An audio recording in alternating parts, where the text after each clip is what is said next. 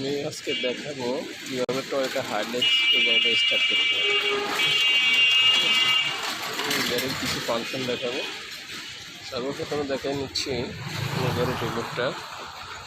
এই হলো রিমোট, ঠিক আছে। এইটা হলো লক। গাড়ি এখন লক হয়ে গেছে, ঠিক আছে। তারপরে হলো আনলক।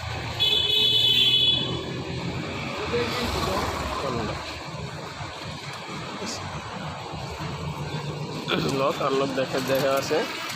এখন দেখাবো কীভাবে গাড়ি স্টার্ট করতে। আমি যে এখন গেটে খুলে গেটে উঠবো, গাড়িতে উঠবো। গাড়িতে উঠলাম। এখানে যে রিমোট টিপ দিয়ে চাবি বার করলাম। চাবি বার করে প্রথমে যে স্টার্টিংয়ের সাথে গাড়ির সুইচ, মানে চাবি দেওয়ার সুইচ, চাবি দিলাম। প্রথমে আমি গাড়িটাকে যে চাবিটাকে একটা মোড় দিলাম, ঠিক আছে। একটা মোড় দিলে আপনার হইলো এই যে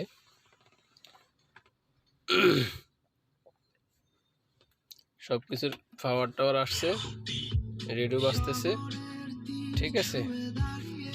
এই যে আবার দ্বিতীয় সুইচটা দিলাম, দেখেন এই দ্বিতীয় সুইচ দেওয়ার সাথে সাথে এই যে গাড়ির ভিতরে সব পাওয়ার চলে আসছে। আপনারা মনে রাখবেন যে আমি একটু বন্ধ করে দেখাচ্ছি, যে গাড়িটা বন্ধ করলাম, কিন্তু সুইচটা দেওয়ার সাথে সাথে দেখবেন অনেকগুলা বাতি জ্বলছে, ঠিক আছে। আপনার এই বাতিগুলো নিভার পরে, বন্ধ হওয়ার পর, তারপর আপনার হলো বাকি সুইচটা দিবেন, ঠিক আছে, বা হলে স্টার্ট দিবেন।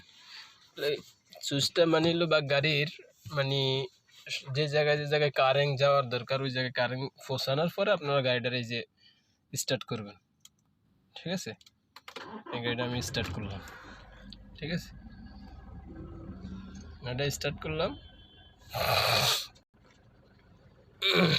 স্টার্ট করার পর আপনার হলো কীভাবে বনাট খুলবেন, কীভাবে তেলের ট্যাঙ্কি খুলবেন, সবগুলোই দেওয়া আছে। কীভাবে আপনার হলো এই যে মানে সাইডের লুকিং গ্লাসটা আপনার হলো মিলাবেন,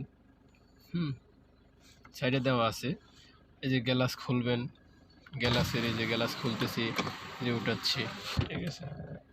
এটা হলো এই যে গ্লাসের সুইচগুলো, এই চায়ের দরজার সুইচ। এই জায়গায় এই যে গাড়ির লক, কীভাবে লক করবেন, এই যে লক, এটা লক, বর্তমানে গাড়ির লক আছে।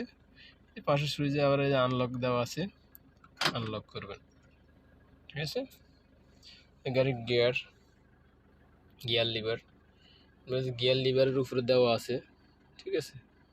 আর ব্যাগ 1 2 3 4 5, 5টা গিয়ার। এই যে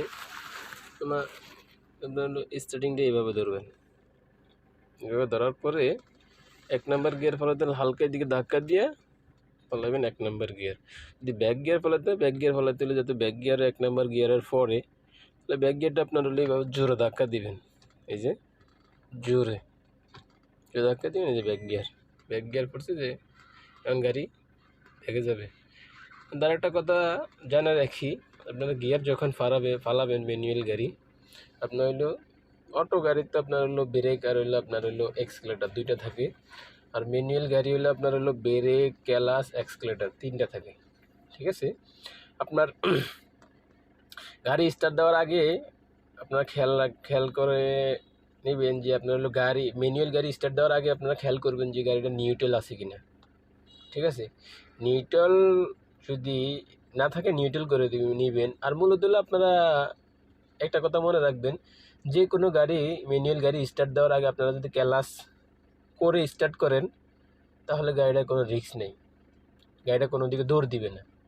আর যদি আপনার হলো ক্লাচ ছাড়া যদি গাড়ি গিয়ারে থাকে, আপনি স্টার্ট করতে চান, তাহলে গাড়িটা আপনার হলো দৌড় দেওয়ার মানে একটা চান্স থাকে, মানে অ্যাক্সিডেন্ট হওয়ার একটা অ্যাবিলিটি থাকে।